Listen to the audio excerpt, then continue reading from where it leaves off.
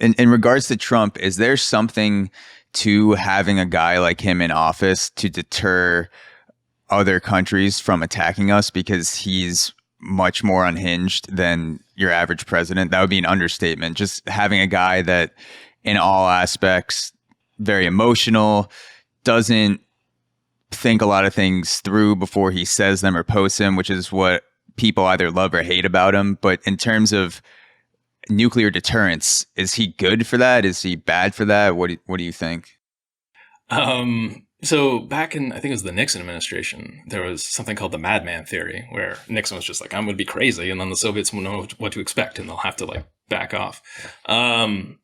Basically, that whole idea is like, I'm going to be completely unpredictable and run these huge risks of miscalculation in the hope that it stops them from doing something that they would have otherwise done.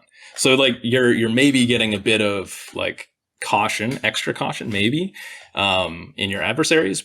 But to do that, you're just creating these real, actual risks of nuclear weapons ever getting used. Because if you start acting crazy and unhinged, the other side might be like, well, this guy may be crazy. We need to get ready in case they do attack us. Yeah. And then if like, you know, say we see the Russians starting to get ready with our spy satellites, we're like, whoa, they're getting ready for a nuclear war. We need to get ready for a nuclear war. And then they'll see us getting ready for a nuclear war in response. And they're like, oh, they are going to be attacking us. We need to. So it like creates these pressures that snowball and like really create risks of nuclear war actually happening. That's like it's like if you're afraid your girlfriend's going to cheat on you, so you act crazy and go out and get fucked up and you're doing all this wild shit, and then she does cheat on you and you're like, oh shit, like I actually pushed her to do it because I was trying to act crazy, and you know that flew things off the rails. Yeah, yeah, exactly. Yeah, as soon as you start behaving unpredictably, then people are going to treat you that way, and that's, you know, runs a lot of risks. So, you know, there's maybe an idea there, but I would say it probably doesn't, the juice isn't worth the squeeze on that. Yeah. In regards to China, you write in the report, Russia and the United States have a dedicated channel for exchanging arms control notifications. China and the US, and possibly China and Russia, would have to create one. In doing so, Beijing would be tacitly acknowledging the potential value of transparency, a step that it has not yet taken.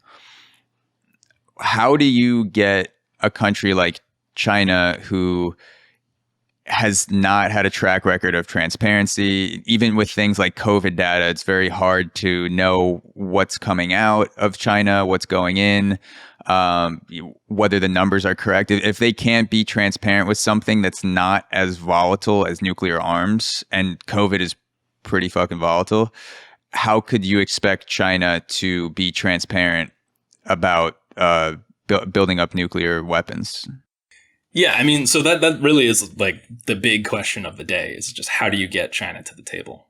Because a lot of China, again, like early on, they were just like, you guys have too many weapons compared to ours, so we're not gonna do anything until you guys make some headway. There's other issues, like the stuff we talk about in the report are not necessarily talking about numbers of warheads. It's about other things like, like anti-satellite weapons, or like warning each other in advance when you're going to test fire a missile, stuff like that. So those are like smaller things that have benefits, but China in general is just like anything that requires transparency, they're just immediately less interested in, because it doesn't fit with how they interact with the world. And like, especially when it comes to their nuclear weapons, or like they've always kept a very small arsenal, and they've hoped that it remains secure and safe, like they can't be disarmed, in part by, you know, keeping secrecy around it. So yeah, it's a huge challenge of trying to figure out how to get China to engage. Once they do engage, which hopefully they will, anytime you set up one of these sort of arms control kind of agreements, there's always something called verification. And that's actually most of what I work on from a day-to-day perspective. So verification is just like, you and I, let's say we agree to only keep 2 nuclear weapons each, or whatever, you know, whatever it is. Just a handful of nukes. Just a handful. Yeah.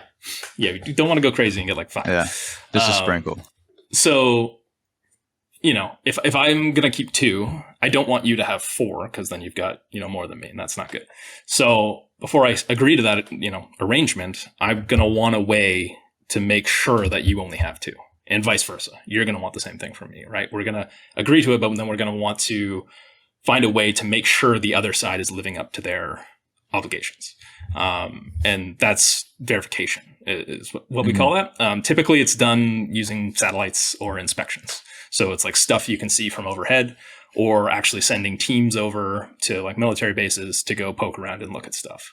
So the reason why right now, like US and Russia have the limits are on the number of deployed weapons they have. So those are the weapons that are on missiles and not the ones in storage. Is because we don't actually count the warheads. We count the missiles because we can see the missiles and we can see the silos with satellites.